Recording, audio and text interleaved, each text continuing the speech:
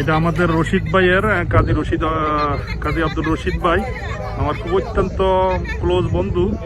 ওনার শাশুড়ি এবং ওনার ছেলেও আছে, এই যে ফারুক ভাই, কুমিল্লা শহরে বাড়ি, কুমিল্লা ধর্মপুরে বাড়ি।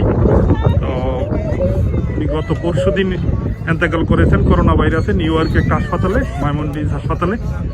তো এখন ইনশাল্লাহ জানাজার পরে কবরস্থ করা হবে। তো এখানে অনেক লাশ আসছে বাঙালিদের, মুসলিম, এটা মুসলিম কবরস্থান। তো ইন্না লিল্লাহি ওয়া ইন্না ইলাইহি রাজিউন। একটু পরে আমরা সবাই সম্মিলিতভাবে জানাজা হবে। সবাই দোয়া করবেন যেন আল্লাহ তাদেরকে, তাদের পরিবারকে ধৈর্য ধরার জন্য আল্লাহ শক্তি দেয়।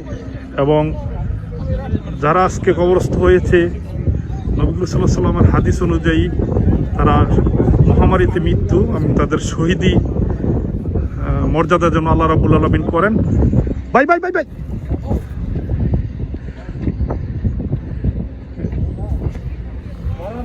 একজনের ধরেন, উঠান।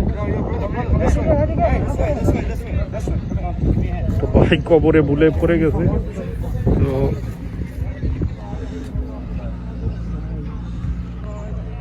লা ইলাহা ইল্লাল্লাহ মুহাম্মাদুর রাসূলুল্লাহ।